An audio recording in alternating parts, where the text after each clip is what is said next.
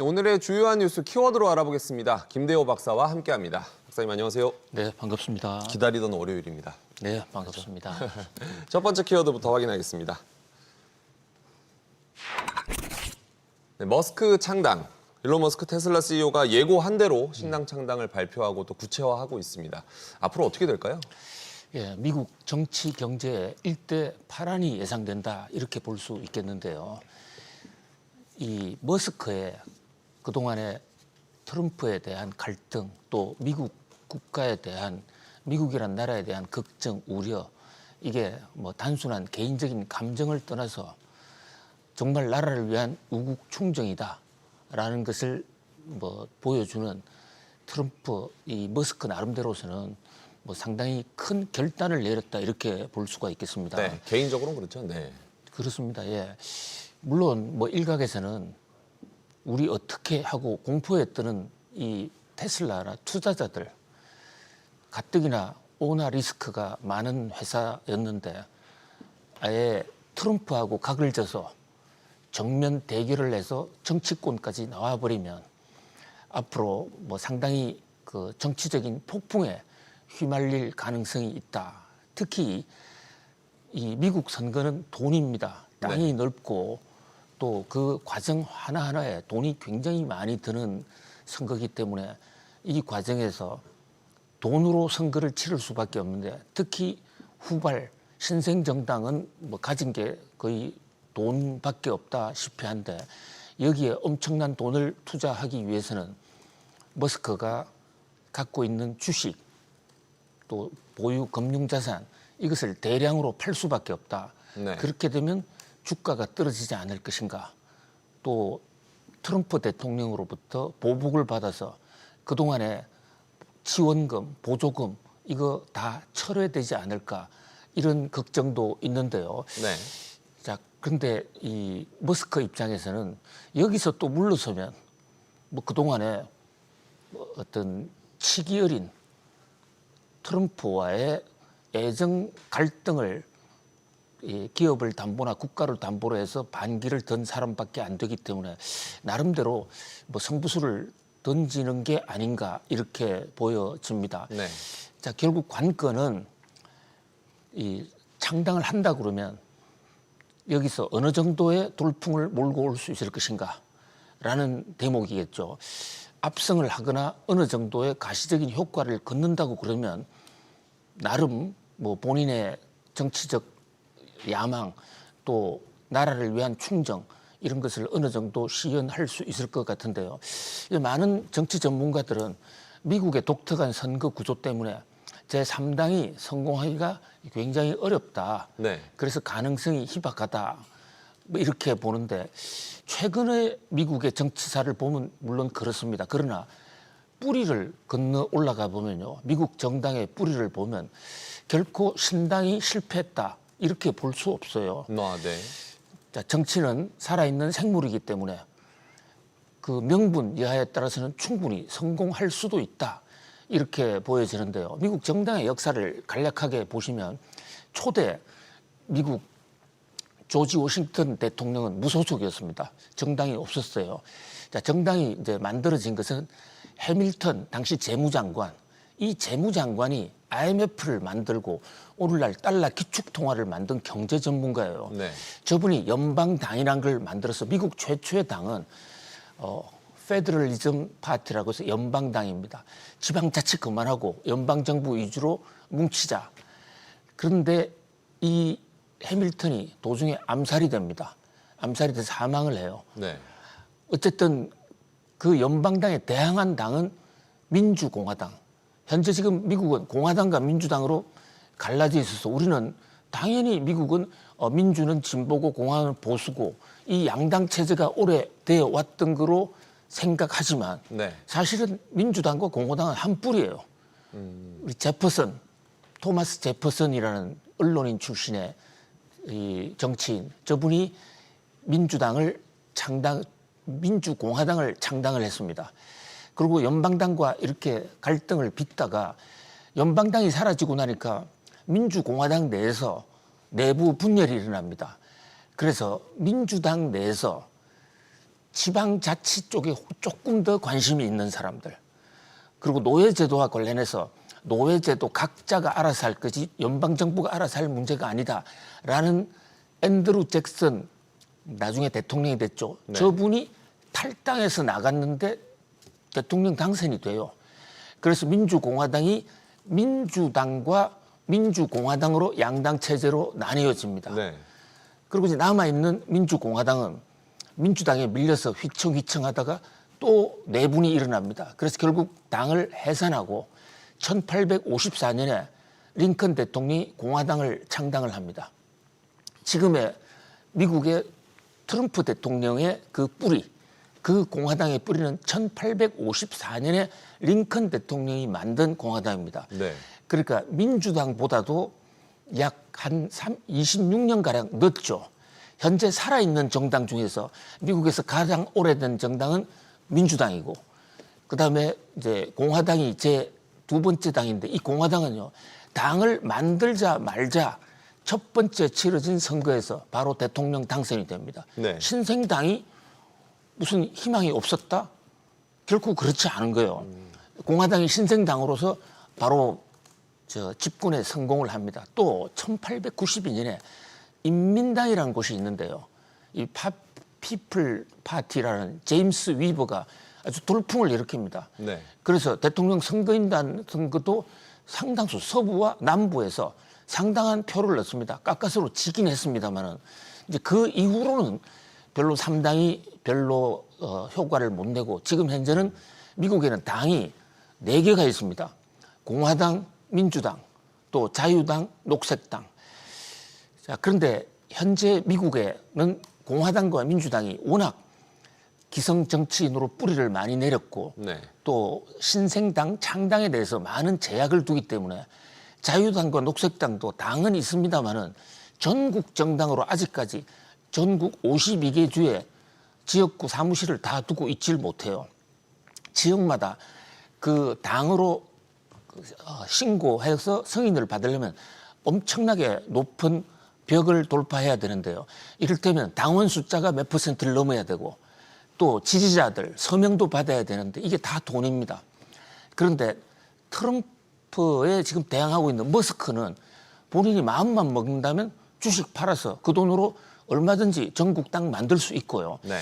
특히 이 트럼프에 지금 대항하기 위해서라도 머스크는 저는 본인이 직접 출마할 가능성이 높다고 봐요. 직접이요? 그렇습니다. 예. 그러니까 대통령에 출마한다는 게 아니고, 대통령 선거는 아주 한참 미래에 있고, 지금 바로 내년에 선거가 중간 선거인데 그 하원 의원 435명 전원 교체, 또 상원 의원 33명 교체라는 엄청난 선거가 있거든요. 네. 여기서 머스크가 아주 공언을 했습니다. 여기서 우리가 상원 2석, 3석 또는 하원에 8개에서 10석만 얻으면 캐스팅 보트가 되겠다. 특히 지금 머스크가 내세우고 있는 것은 국가 채무를 줄이자. 네. 이것은 국민적인 공감대가 있거든요. 물론 본인이 어느 정도 정치적 역량을 발휘하느냐에 따라 달려있겠지만 미국 정가가 또 한 번 돌풍에 휩싸일 수 있다. 그리고 머스크가 꾸려가고 있는 이 테슬라 관련 기업도 뭐 중대 어떤 고비를 맞고 있다. 만약에 정치로 본격적으로 출마를 한다면 전문 경영인을 내세우고 좀 역할 분담을 해야 되지 않을까, 이런 생각도 해봅니다. 네. 머스크도 아무래도 미국 역사를 또 살펴보면서 신당이 꼭 실패한 것만 아니다, 성공할 수 있다, 이런 그렇습니다. 생각을 하지 않았을까 싶습니다. 다음 키워드 보겠습니다.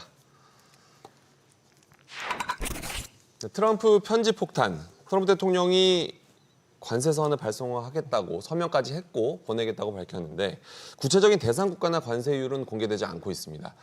의도가 있는 걸까요? 12개 나라에 편지를 이미 사인했다. 그리고 7일 날 발송 시작한다.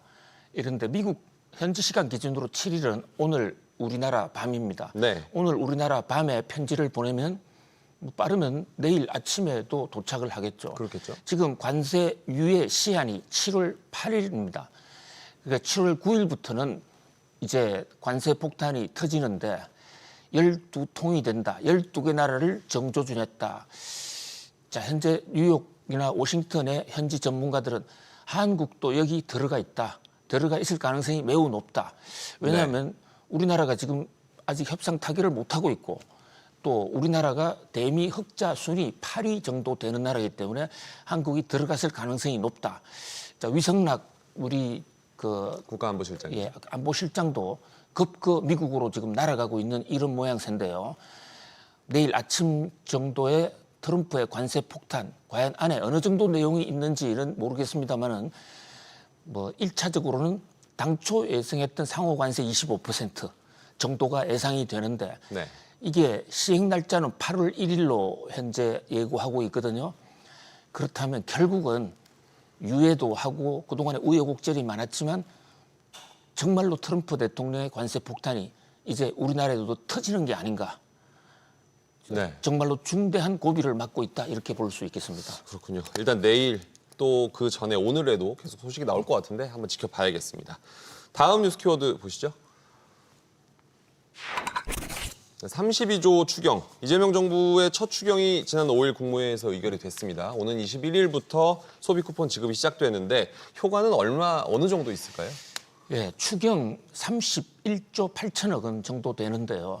정부가 상정한 것보다도 국회 심의 과정에서 조금 더 늘었습니다. 자, 그동안 꺼진 경기도 좀 살리고 또 코로나 때 늘어난 채무 때문에 허덕이는 사람들의 빚도 탕감해 준다. 이런 어떤 여러 가지 그 다목적 포석을 갖고 있습니다. 특히 소비 쿠폰 12조는 뭐 국민 1인당 15만 원에서 또 많게는 53만 원까지 이렇게 지불이 되는데요. 네. 이 돈은 대부분 다 동네 상점에서 사야 되는 그러니까 즉각적인 어떤 경기 부양, 판매 촉진 효과가 있을 것으로 보여집니다. 또 이제 채무 탕감 부분은 쓰러진 자영업자를 일으키는데 뭐 나름대로 도움을 줄 수 있다. 네. 자, 그런데 이제 문제는 이러한 추경이 결국은 적자 예산이기 때문에 정부의 적자를 늘린다. 또 국채 시장에 자금 시장에 부담을 준다라는 그런 점도 있는 만큼 좀 돈을 정말 요긴하게 잘 써야 될 것으로 보이는데요. 네. 특히 이제 이 과정과 관련해서 지금 무리를 빚고 있는 대목은 특활비라는 대목입니다. 특활비요? 특활비 영수증도 없고 내용도 밝히지 않는 아주 깜깜이 돈. 정말 우리나라의 선진국 중에서는 우리나라에만 있는 해괴한 돈인데요. 이거를 민주당 정부에서 윤석열 정부가 특활비를 잘못 쓴다 해서 삭감했던 예산인데 네. 우리가 지금 추경 예산이라는 것은 경기 부양용으로 알고 있었는데 이걸 설거머니 집어넣습니다. 자, 물론 특활비가 필요할 수도 있겠죠. 그러면 당초 의도대로 특활비를 명세를 분명히 하는 그런 조처들을 발표하고 끼워넣은 것도 아니고 어디다 쓸 것인지 뭐 이런 것들을요? 어디다 쓸 건지라든지 쓴 영수증도 없는 지금 뭐 아주 거의 깜깜이 흑막 예산이거든요. 네. 그런데 대한 아무런 대책도 없이 아니 윤석열 정부는 쓰면 안 되고 이재명 정부는 이렇게 그 영수증도 없는 돈을 써도 되는 것인지 그 이중잣대 국민들이 과연 어떻게 바라볼지 조금 좋은 취지를 하면서도 왜 이런 정책을 추경에 집어넣는지 좀 알다가도 이해를 못하겠다 이런 생각을 해봅니다. 네. 작년 자영업자 폐업자가 100만 명이 넘었다는 뉴스도 전해드렸었는데 그런 걸 문제를 해결할 수 있는 측면이 있는가 하면 박사님 말씀하신 대로 그런 흑막 예산적인 논란 해결할 필요가 있을 것 같습니다. 다음 마지막 뉴스 키워드 보겠습니다. 롯데 형제의 난. 롯데가 형제의 난이 재점화되고 있는 것 같습니다. 장남인 신동주 전 일본 롯데홀딩스 부회장이 동생인 신동빈 회장을 상대로 또 그 포함해서 경영진 6명을 상대로 손배소를 제기했네요. 어떤 배경이 있나요? 요즘 롯데가 굉장히 어렵습니다. 신용 등급도 뚝뚝 떨어지고 경영 실적도 아주 안 좋습니다. 내화 설상가상이라고나 할까요? 또 이제 형과 동생이 또 한 판 더 붙는데요. 박근혜 정부 당시에 뇌물을 줬다가 신동빈 회장이 영어의 몸이 된 적이 있습니다. 네. 이것을 형인 신동주 회장이 일본 법원에다가 정식으로 그 주주 대표 소송을 냈습니다. 그랬었죠. 회사를 위해서 일을 한 것이 아니라 개인의 이익을 위해서 박근혜 정부에다가 뇌물죄를 줘서 처벌까지 받았는데 일본 법에 따르면 이렇게 회사에 손실을 준 경우에 회사에 대해서 변상, 배상을 하도록 되어 있는 조항입니다. 물론 해묵은 조항이기는 하지만 갈 길 바쁜 롯데로서는 상당히 지금 위기 상황을 맞고 있다. 특히 이것은 한국에서 일어나는 재판이 아니라 일본에서 일어나는 재판인데 그 비위 행위는 한국에서 있었던 사건이거든요. 네. 여러 가지로 국제적으로 우리나라의 정치적인 뇌물 사건이 또 한 번 세계의 화제가 될 수도 있을 뿐만 아니라 롯데로서는 지금 롯데는 케미칼 위기죠. 롯데 유통 위기죠. 총체적인 위기를 맞고 있는 신동빈 회장 과연 어떻게 벗어날 수 있을지 투자자들이 지금 걱정이 큽니다. 네, 롯데는 첩첩산 중 산 넘어 산인데 박사님 말씀대로 어떻게 해결할지 투자자들 한번 지켜봐야겠고요. 오늘 키워드 다시 한번 정리해 보겠습니다. 머스크 창당, 트럼프 편지 폭탄, 32조 추경, 롯데 형제의 난까지 오늘의 주요한 뉴스 키워드로 알아봤습니다. 박사님 감사합니다. 고맙습니다.